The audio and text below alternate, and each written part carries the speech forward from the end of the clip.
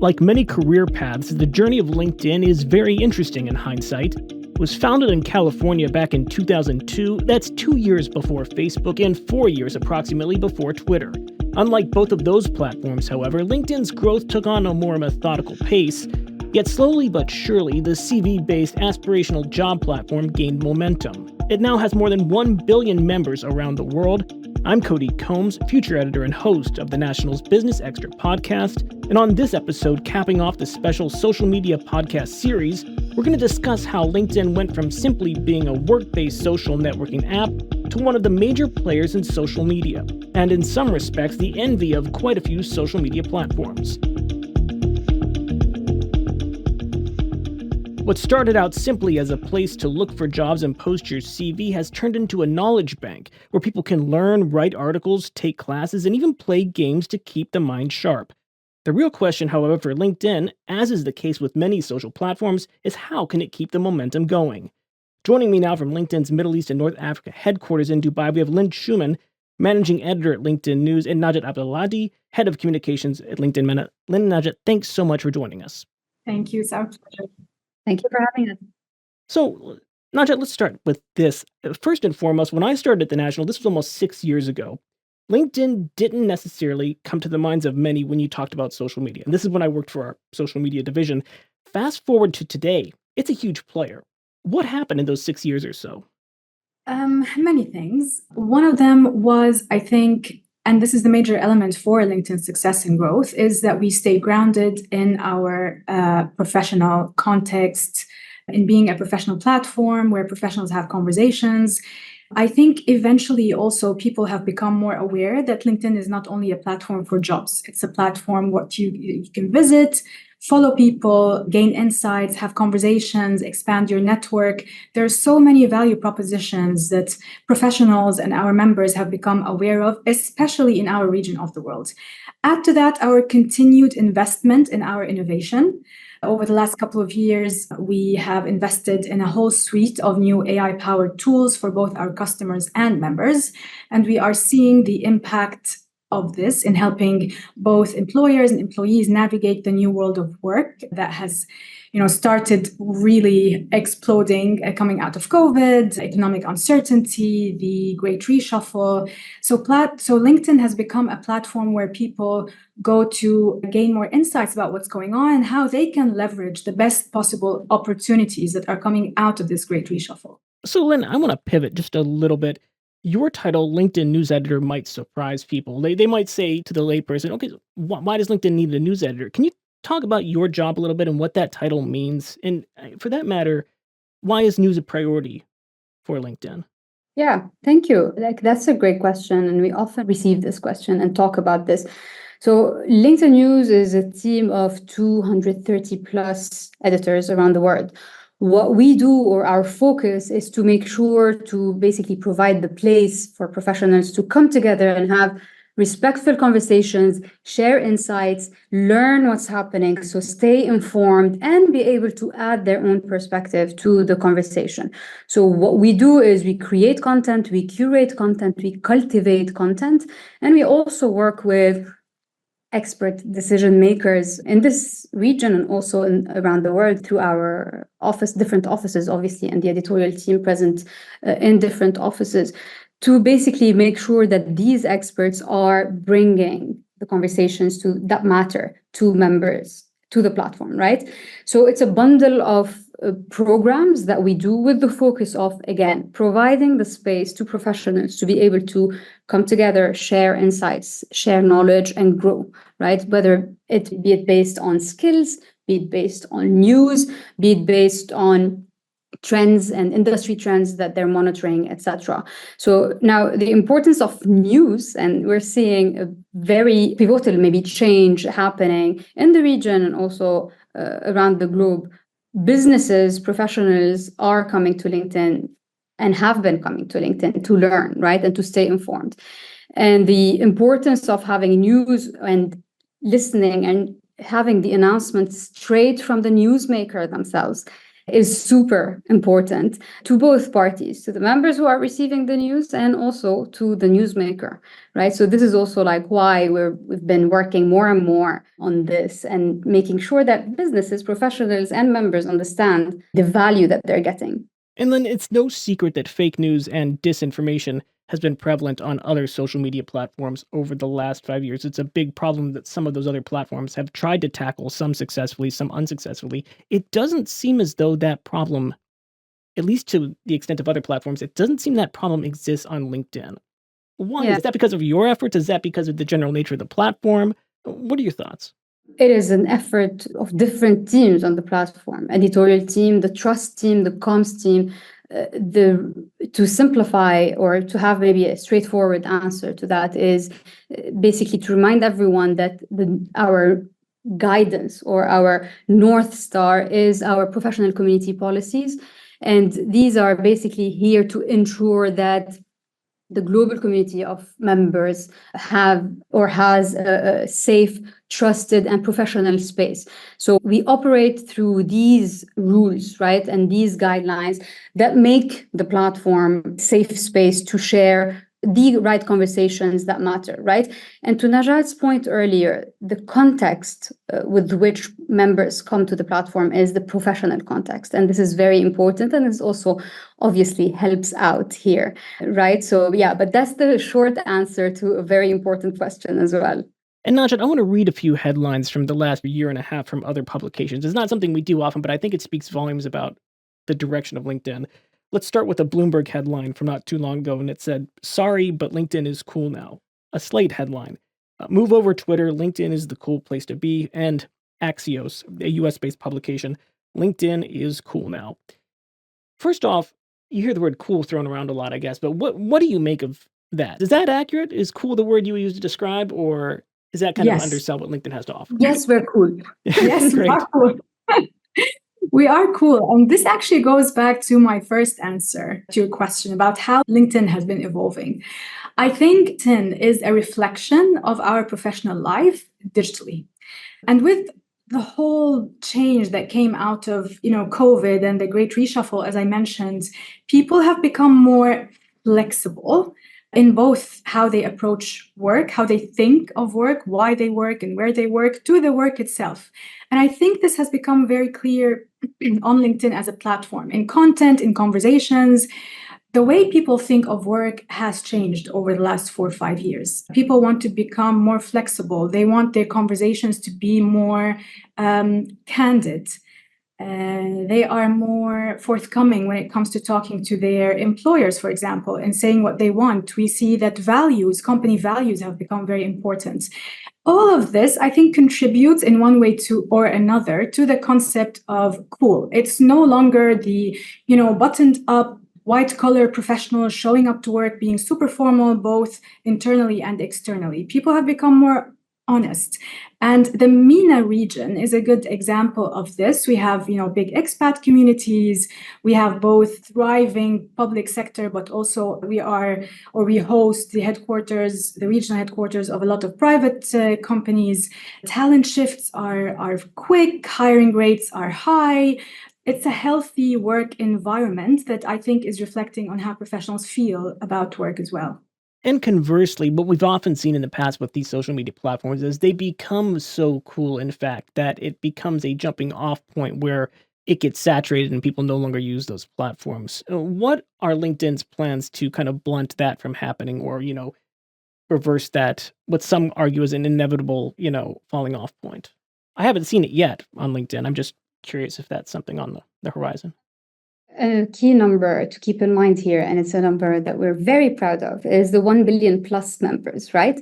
So LinkedIn is huge. These are fresh grads. These are CEOs. These are public policy experts. So everyone is represented on the platform. And to Najat's point earlier, LinkedIn mirrors or is a direct reflection of the workplace. So you're going to see all sorts of conversations, obviously, but the caveat or the main point of difference or what really makes LinkedIn special is the professional background, right? So you can have exactly like in the workplace, you can't really have conversations that are purely professional or purely personal.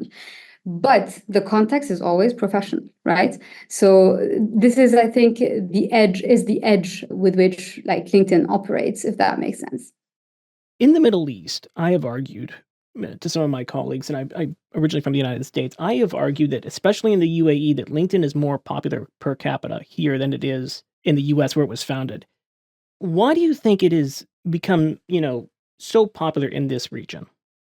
First of all, let me confirm what you're saying, because we have in the UAE and in other countries in the Middle East as well, we see levels of engagement that are among the highest across the world in all our markets.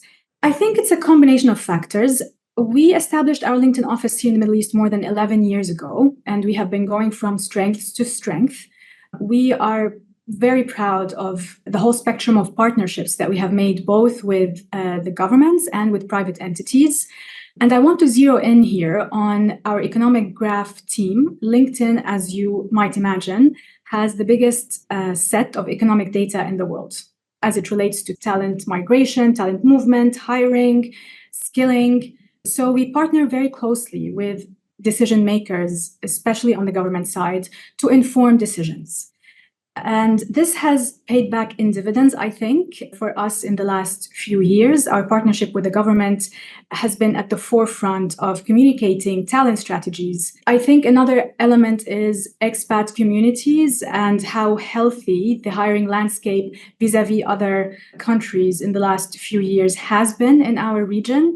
And LinkedIn has become the place for both employers looking for top talent to hire and for also employees looking for their next opportunity. I think also one more thing that plays in our favor is the fact that the populations in our region are very digitally savvy. They're young, they like social media, and there has been, as I said, a growing appreciation of what LinkedIn can offer, and we have seen this reflected in these figures.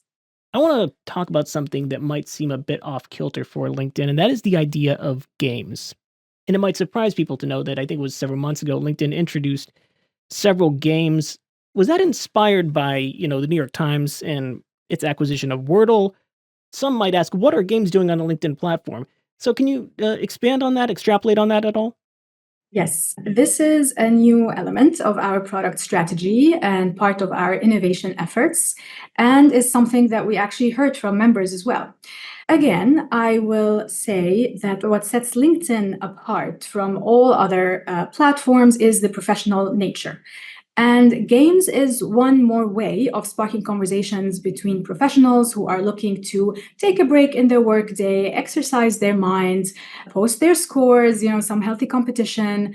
So it's another way for them to use our platform in a way that's not super serious. We do offer learning, networking, content, jobs. This is one more way for them to go to LinkedIn during the day for a quick break, just to introduce a light element into their work life. And we do try to, be present in all facets of their work life. And this is just one essential facet that I think we can all agree on, like professionals take breaks, and LinkedIn is the place to be now if you want to take that break. I would add to that, like the fact that we've been running some surveys in the past years, and we have learned that members come to LinkedIn to do two things: to learn, stay informed, learn what's happening, and to connect. And games like this project is literally the intersection between both, right? So that's also one of the main rationale behind a project like games, and hopefully more to come, right? To serve the purpose, or basically to make sure that we are giving members what they're asking for. And Lynn, newsletters, more in your wheelhouse, newsletters had generally been seen as something that, you got in your email inbox, and that was how they were delivered and consumed. A few years ago, LinkedIn, enters the newsletter space. Has that been a relatively successful endeavor? What's the latest on that? Very successful.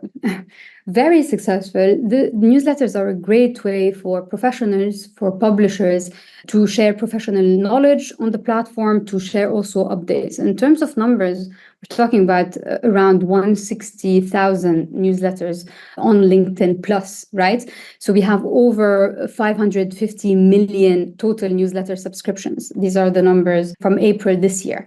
So now we're talking about probably a bit more on that. Why are they such an important tool, and why do we really make sure that our publishers, businesses really understand the value of newsletters, and professionals as well? It's because this is a great channel to engage your audience and build a community rather than talking to your audience as a, in a one-way street kind of communication. So you're here providing content on a regular basis. So it makes like members or your subscribers expect to receive news or an update from you on a regular basis. Two, it's a great way to target and to ping the subscriber or the member who is basically interested in such content. And three, it helps either the publisher or the business or the professional provide and create a conversation around their expertise or certain topics. So they're super popular, and we're seeing the adoption also, especially in the Middle East, is increasing by professionals, businesses, and publishers mainly. And another trend also is video, right?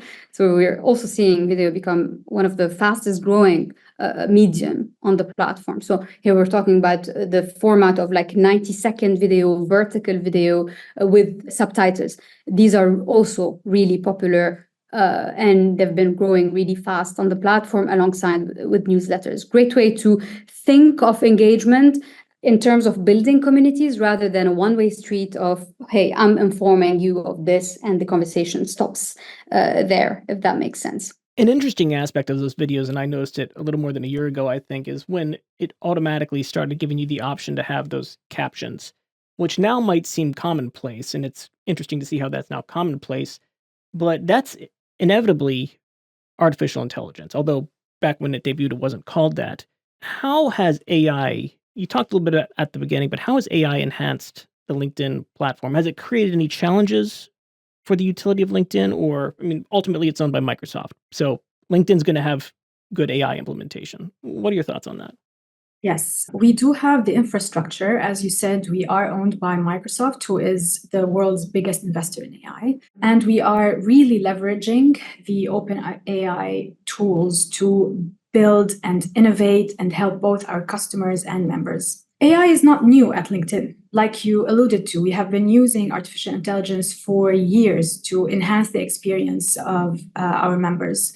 But in the last couple of years, this has really accelerated at unprecedented rates, and we're now building the technology into almost everything. We have already ramped up some tools and new products. New features are coming in the next 12 to 18 months. For our customers, it has, I think, and it's my own description, it's been a game changer because it's cutting the time that you need. For example, if you're a marketer using our new campaign tools and thought leader ads, our whole suite of marketing solutions, your time, the effort that you're putting into this has been cut by almost 80%. So you can imagine the impact in terms of productivity. Also for our talent solutions, our new products and tools have been ramping up to great success.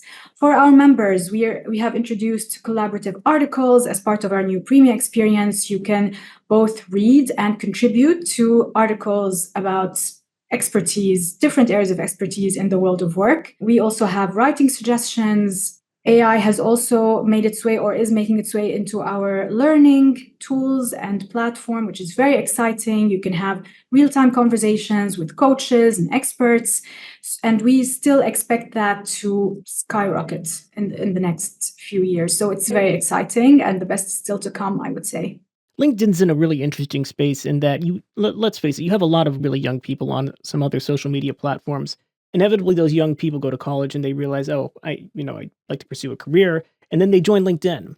And I've had conversations with some of our interns here, and I say, hey, are you on LinkedIn? And they go, and one person told me, and they go, of course not. I don't have a career yet.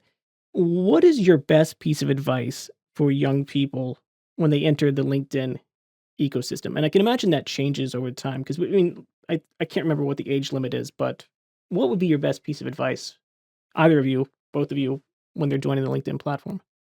First of all, if there's anyone who has any questions or who is hesitant about what to put, what to include, what not to include on the profile, please reach out to us, because this is something that we do on a regular basis. This is one of the main pillars of our mission, right? We want to make sure that we connect the global workforce to economic opportunity, and training people, especially young professionals, on that is one of the core, is at the core of our mission. So please reach out. Second, what we do is basically we make sure that young professionals understand, first of all, the product of the profile. So make sure that your profile is complete. And when it comes to your experience, because this is where they block, right? I don't have experience yet. So what should I put? How should I fill my profile? So we really help them to try and understand what kind of professional hats do they want to wear, building on their education, building on their interest, building on the topics that they follow, and make sure to craft or to customize their profile, be it in the about section or in the experience section, according to that. Another very important tip for young professionals is to make sure that they follow decision makers, leaders, or experts in the area that they're interested in. Why is it important? One, because these are the people who are flagging to us what matters in the industry at the moment. So this is a great way to learn. And two, because this is how you will eventually learn which companies are hiring, what is the main trend that we're monitoring in tech, for instance, in that, or in AI and retail, etc. So learning not just to obviously grow in terms of knowledge, but to also have the right signals to be able to find the right job for you. So yeah, these are like my two most important tips. But again, please reach out. We're here. And also, if I might add, Cody, I was at a career fair at my daughter's school last week. Most students, high school level, did not have LinkedIn. And I really encouraged them. And it made me think that truly it does give you edge. If you graduate from high school, even, I'm not even talking about university, you already have your professional business cards. LinkedIn, it's the new professional business card that everyone is bound to have. It's already set up, and it doesn't have to be all professional experience. You can upload a school project that you are proud of. It already gives your prospective employer, or even the person who's going to offer you an internship, some idea into your thinking, your achievements. And so it starts very early. You don't have to start once you start accumulating experience. Quite the opposite. And it will give you edge. Thanks so much for joining us on the Business Extra podcast. Much appreciated. Our pleasure. Thanks for having us. That's a wrap for this special social media podcast series of Business Extra. Thanks so much for listening. Please feel free to subscribe to us on Apple Podcasts, Spotify, or wherever you received your podcasting content so you can get all of our episodes as soon as they come out. This episode of Business Extra was produced by Doa Farid and Arthur Edison. I'm your host, future editor Cody Combs for The National Reporting.